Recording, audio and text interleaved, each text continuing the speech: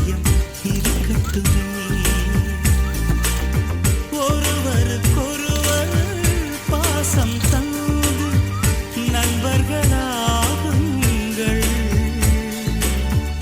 ஒவ்வொரு நாளும் ஒரு முறை ஏனும் ஒன்றாய் உண்ணுங்கள். கொஞ்சம் நீங்கள் விட்டு தந்தால் சொர்க்கம் உங்கள் வீட்டை தட்டும். காலம் எல்லாம் உங்கள் நெஞ்சில் பூ பூக்கும். கொஞ்சி கொஞ்சி பேராமே ஒரு தனிப்பட்ட சுதந்திரம் இருவருக்கு